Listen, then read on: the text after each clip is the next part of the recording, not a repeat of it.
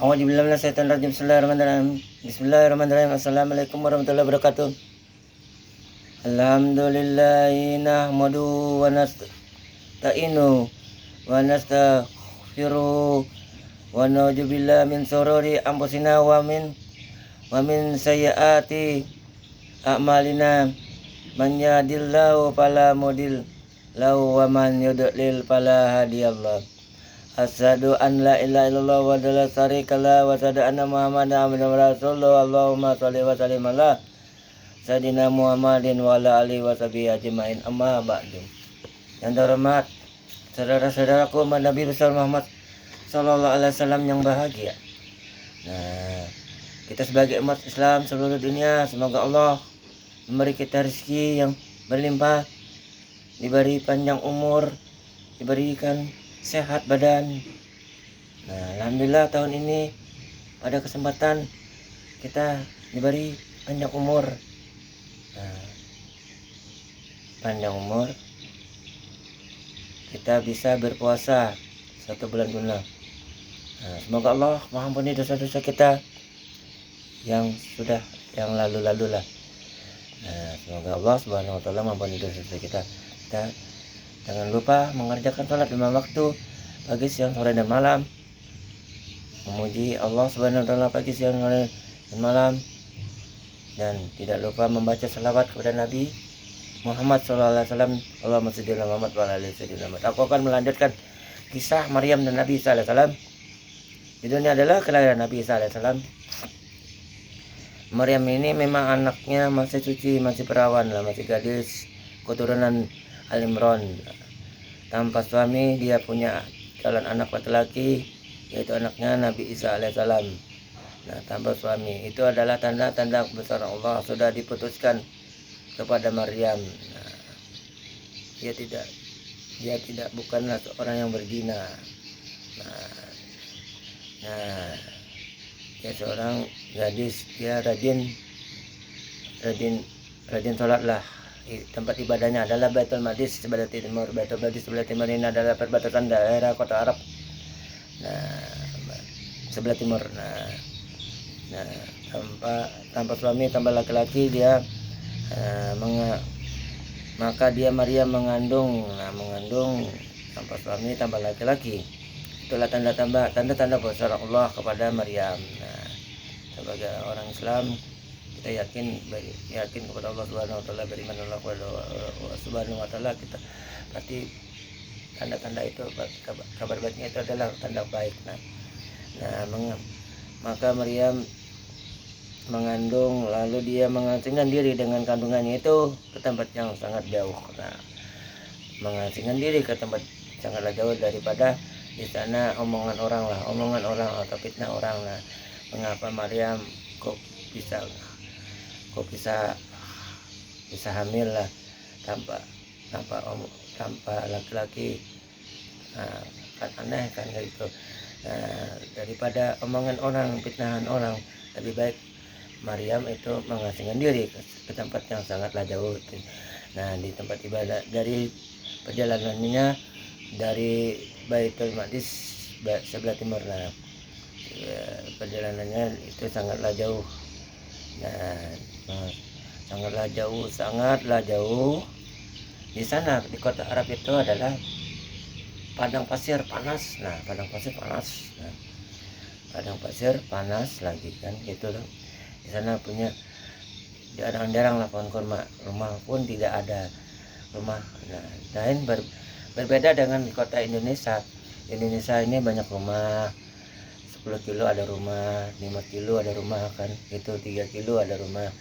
Nah, bisa istirahat kita. Kalau di Indonesia kan banyak kan istirahatnya lindung di pohon atau di samping-samping rumah orang kan, seperti itu. Kalau di sini, kalau di sana tidak ada rumah. Zaman dulu kan jarang-jarang ada rumah. Nah, seperti itulah di sana cuma ada pohon kurma. Nah, kemudian merasa sakit akan melahirkan, memaksa bersandar pada pangkalan pohon kurma. Nah, istirahatlah Maryam. Perjalanan Maryam itu sangatlah jauh. Kita berjalan kaki dari sini ke Sungai Nabi sudah jauh. Nah, dari sini aja sudah jauh. dari kandung ini ke kasongan ini sudah jauh, sangatlah jauh. Nah itulah, nah perjalanan Maryam bersama kandungannya sama calon anaknya lah, yaitu Nabi Isa alaihissalam. Nah itu sangatlah jauh. Nah maksa bersandar pada pangkalan pohon. Kecapean lah bersandar pada pangkalan pohon kurma. Nah dia Maryam berkata, wahai betapa baiknya aku mati sebelum ini. Nah sebelum orang Islam, muslimah. Nah kalau muslimah kalau punya kandungan dia menjaga kandungannya, lalu istri lalu seorang perempuan lah muslimah. Nah lalu dia meninggal, ya itu mati syahid. Sebelum dia melahirkan juga mati syahid, sesudah melahirkan juga mati syahid.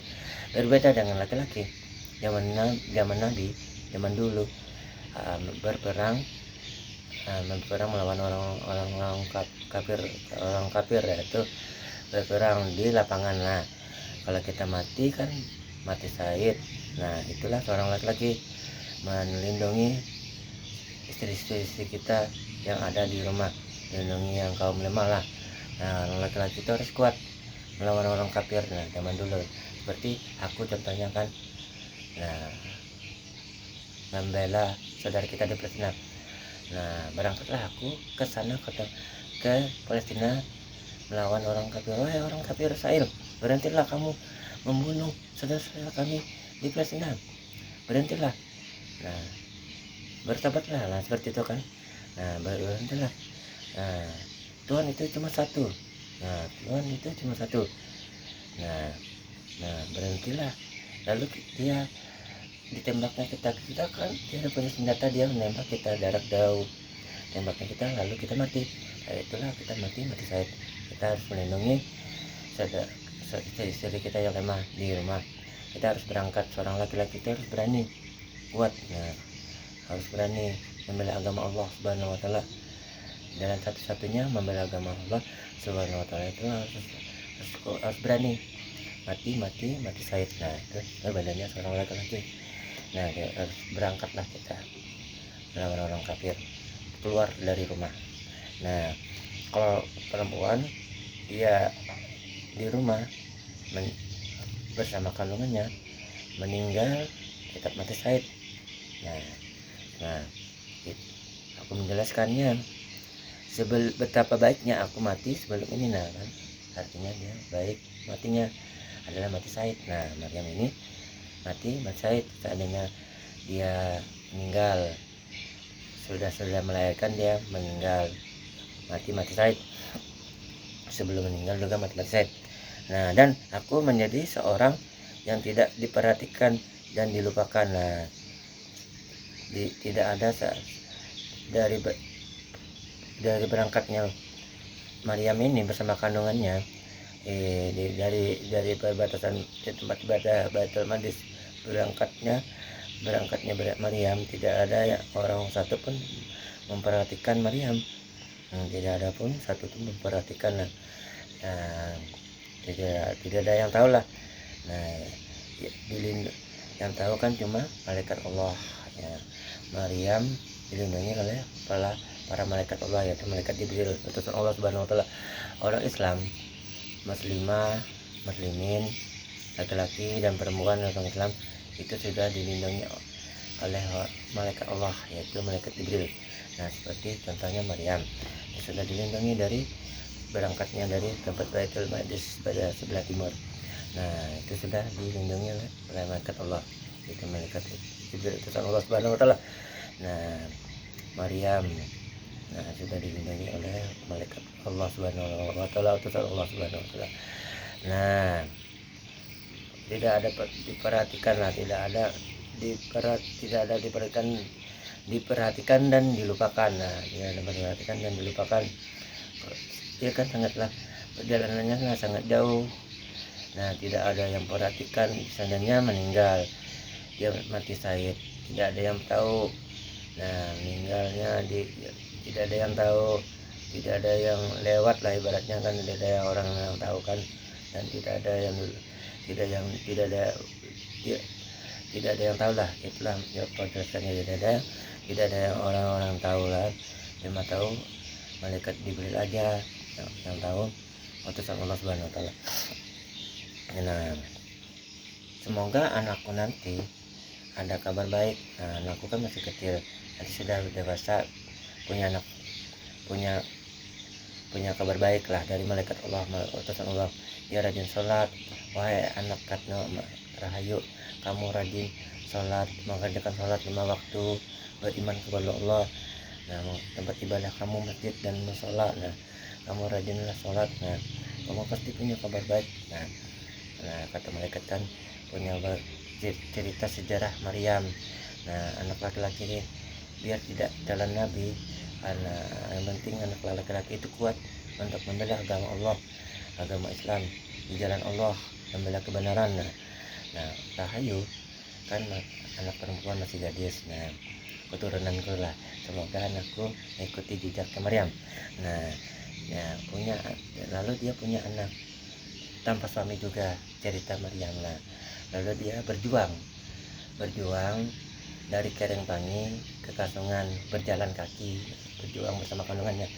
Nah, di sana dia capek, istirahat. Nah, istirahat di Kasungan lah. Nah, saking panasnya kan istirahat dia.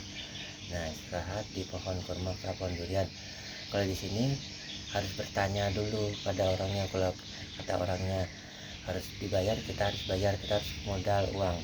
Nah, kalau dia tidak boleh, jangan dimakan. Nah, jangan dimakan, katanya tidak boleh, harus bayar. Nah, kita harus bayar. Kalau dia ngasih ya kita alhamdulillah. Nah, itulah kita harus mengikuti. Semoga anakku Rahayu harus berjuang seperti sejarahnya Maryam. Ya, kayak Maryam kan berjuang bersama kandungannya. Semoga anakku mengikuti jejaknya Maryam lah.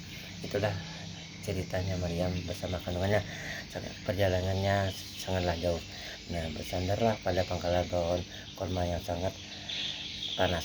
Nah, saking capeknya kan bersandar pada pangkalan pohon kurma. Nah, semoga kita kayak saudara anakku jejaknya Maryam. Allah berfirman, a'udzubillahi minasyaitonir rajim. Bismillahirrahmanirrahim. Fa'aja'ahal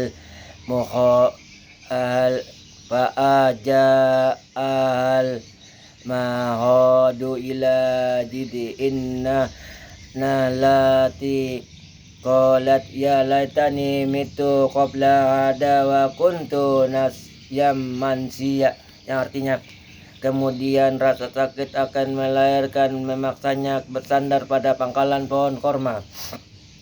Dia Maryam berkata, wahai betapa baiknya aku mati sebelum ini dan aku menjadi seorang yang tidak diperhatikan dan dilupakan. Maka dia Jibril berseru kepadanya dari tempat yang rendah. Nah, malaikat Jibril utusan Allah Subhanahu wa taala berseru kepada Maryam, janganlah engkau bersedih. Nah, kepada Maryam, janganlah engkau bersedih. Kepada Maryam, janganlah engkau bersedih hati. Sesungguhnya Tuhanmu telah menjadikan anak sungai di bawahmu. Nah, janganlah bersedih hati. Janganlah bersedih hati, sesungguhnya Tuhanmu telah menjadikan anak sungai di bawahmu. Nah, berarti ada pohon kurma, adalah sungai, ada sungainya untuk Maryam minum, untuk airnya itu untuk diminum, untuk menghilangkan rasa haus di tenggorokan. Nah, supaya bisa melanjutkan perjalanan lagi. Nah, seandainya ada di sini kan seperti cerita Maryam anakku lah, jalanan sangat jauh dari Kerengpangi ke Kasungan, itu sudah sangat jauh. Lalu ada pohon durian ataupun durian ataupun rambutan, tidak ada sungainya. Nah, lalu anakku minum air sungai itu, nah menghilangkan rasa hausnya. Nah, jadi semangat lagi untuk berjuang bersama kandungannya. Nah, berjuang. Nah, akhirnya Maryam ini ke kawasan, saking panasnya kawasan, minumlah air sungai itu. Nah, supaya menghilangi rasa hausnya. Nah, untuk menahan rasa lapar dan untuk menahan hidup lah, untuk menahan hidup. Nah, ya, ya, kita harus mengikuti jejak Maryam. Semoga anakku mengikuti jejak Maryam. Nah, harus berjuang bersama anak kandungannya. Nah, menjadikan anak sungai di bawahmu. Nah, Allah berfirman, "A'udzubillahi minasyaitonir rajim. Bismillahirrahmanirrahim. Fanadaha min tahtiha alla tahjani qad ja'ala rabbuki tahki saria," yang artinya, maka dia diberi berseru kepadanya dari tempat yang rendah, "Janganlah engkau bersedih hati, sesungguhnya Tuhanmu telah menjadikan anak sungai di bawahmu. Dan goyanglah pangkal pohon korma itu ke arahmu." Nah, goyanglah pohon korma ke arahnya Maryam. Nah, katanya malaikat Jibril utusan Allah Subhanahu wa taala kepada Maryam. Nah, dan goyanglah pangkal pohon korma. Nah, kepada niscaya pohon itu akan menggugurkan buah korma yang masak kepadamu. Nah, digoyang-goyang pohon korma itu yang masak untuk menahan hidup. Nah, dimakan oleh Maryam untuk menahan hidup bersama kandungannya. Nah, dan bersama kandungannya. Nah, Maryam orang Islam pasti baca Bismillah, baca doa lah sebelum makan. Nah, itulah orang Islam. Itulah orang Islam pasti membaca doa kepada Allah Subhanahu wa taala, berdoa kepada Allah Subhanahu wa taala, baca Bismillahirrahmanirrahim. Satu pun kita kenyang makan kurma satu. Nah, orang Islam itu seperti itu. Nah, tidak seperti orang-orang kafir. Nah, orang-orang kafir makan pasti banyak karena mereka memuji berhala yang disembahnya patung berhala. Nah, orang-orang kafir Israel sama satu kesekutuannya itu adalah menyembah patung berhala. Maka mereka berdoa kepada berhala kalau ingin makan, mereka sedikit, biar setannya itu, "Kamu tidak cukup sedikit, kamu pasti banyak. Wahai orang kafir Israel, Benyamin nyatanya besar, sementara kalian tidak sanggup sedikit.